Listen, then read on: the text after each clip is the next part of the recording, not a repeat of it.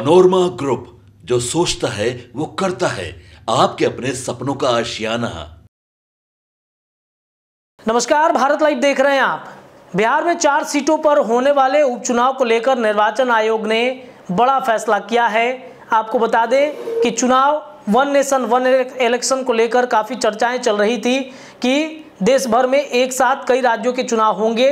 विधानसभा के झारखंड, महाराष्ट्र, बिहार के अलावा उत्तर प्रदेश के भी चुनाव 2 साल बाद होने हैं। तो ये संभावनाएं व्यक्त की जा रही थी कि सभी को मिलाकर के वन नेशन वन इलेक्शन के पैटर्न पर ही चुनाव कराया जाएगा।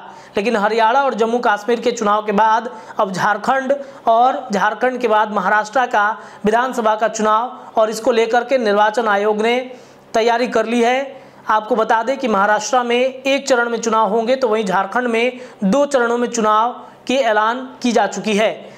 झारखंड की अगर बातचीत करें तो 13 नवंबर और 20 नवंबर को चुनाव होगा। तो महाराष्ट्र में 20 नवंबर को 1 चरण में चुनाव होंगे। 25 नवंबर को काउंटिंग भी हो जाएगा, यानी कि गिनती भी हो जाएगी। वहां पर सीएम कौन बनेगा, इसकी भी चर्चा अभी से कहीं ना कहीं अंदर चल रहा है। इन सब के बीच में बिहार में बेलागंज, तरारी, इमामगंज और रामगढ़ की जो सीट है, इस पर उपचुनाव को लेकर निर्वाचन आयोग ने बड़ा फैसला कर दिया है। इन 4 सीटों पर होने वाले चुनाव की तारीख आ चुकी है। आपको बता दें कि बिहार की 4 विधानसभा सीटों पर 13 नवंबर को उपचुनाव होगा और 23 को नतीजे आ जाएंगे। यानी कि आपको बता दें कि 12 से 13 महीनों के लिए ये सभी विधायक बनेंगे वहाँ पर, और 13 महीनों के बाद फिर बिहार में विधानसभा का चुनाव होगा। तो फिर एक साथ चुनाव इन 4 सीटों पर हो जाएंगे। आपको बताया कि 13 नवंबर को वोटिंग होगी और 23 नवंबर को वोटों की गिनती की जाएगी।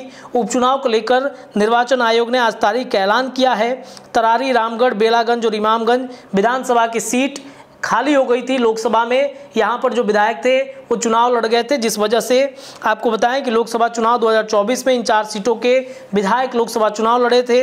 रामगढ़ में आरजेडी के सुधाकर सिंह, तो तरारी में सीपीआई माले के सुदामा प्रसाद, बेलागंज में आरजेडी के सुरेंद्र यादव, तो वहीं इमामगंज से हिंदुस्तानी अवाम मोर्चा के संरक्षक जीतन राम मांझी लोकसभा चुनाव में जीते थे। आपको बताएं कि 18 अक्टूबर को नामांकन की प्रक्रिया शुरू होगी। 25 अक्टूबर को नामांकन का आखिरी तिथि है। 28 अक्टूबर को स्क्रूटनी है। 30 अक्टूबर को नाम वापसी का आखिरी तारीख है। 13 नवंबर को वोटिंग है। 23 नवंबर को काउंटिंग हो जाएगा। 2020 की अगर चर्चा करें तो जीतन राम मांझी हिंदुस्तानी अवाम मोर्चा से जो 78,000 वोट लेकर आए थे, इनके चुनाव में इनके साथ जो प्रतिद्वंदी के रूप में थे उदय नारायण चौधरी आरजेडी से थे, तो वहीं कुमारी शोभा सिन्हा एलजेपी से थी। तब एलजेपी अलग चुनाव लड़ रहा था। 2020 चुनाव की बात हम कर रहे हैं। रामगढ़ में सुधाकर सिंह 58,000 वोट से वहां पर जीते थे आरजेडी से। बीएसपी से अंबिका सिंह थे, तो वहीं अशोक सिंह बीजेपी से थे। बेलागंज की अगर बातचीत करें तो सुरेंद्र यादव आरजेडी से थे और वो वहां से जीते थे लगभग 80,000 वोट से। तो वहीं अभय कुशवाहा जो वर्तमान में आरजेडी में हैं और सांसद भी बन चुके हैं, वो जदयू की सीट से वो लड़े थे पिछली बार। रामाश्रय शर्मा जो है एलजेपी से लड़े थे। और तरारी की अगर बातचीत करें तो सुदामा प्रसाद माले से जीते थे। 73,000 वोट इनको आया था। नरेंद्र कुमार पांडे 62,000, तो वहीं कौशल कुमार विद्यार्थी बीजेपी से 13,000 वोट लेकर आए थे। अब ये देखना बड़ा दिलचस्प होगा कि इन सीटों पर 12 महीनों के लिए जो 4 विधायक चुने जाएंगे वो कौन कौन से विधायक होंगे, कौन कौन से उम्मीदवार होंगे।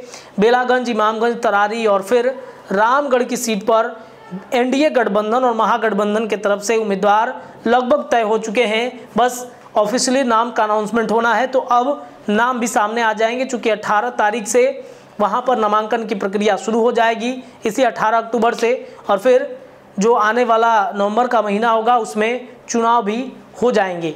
तो 12 महीने के लिए सभी विधायक बनेंगे। देखते हैं किसका नाम सामने आता है, कौन मजबूत दावेदार है। फिलहाल के लिए इतना ही। देखते रहिए भारत लाइव, आपको खबरें यहाँ से लगातार मिलेंगी। बहुत बहुत धन्यवाद। पनोरमा ग्रुप, जो सोचता है वो करता है।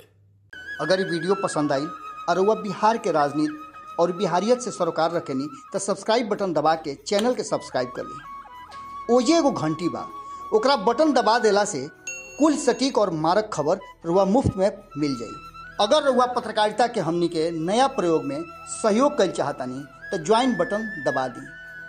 पेटीएम नंबर नोट कर ली 9386816700। धन्यवाद।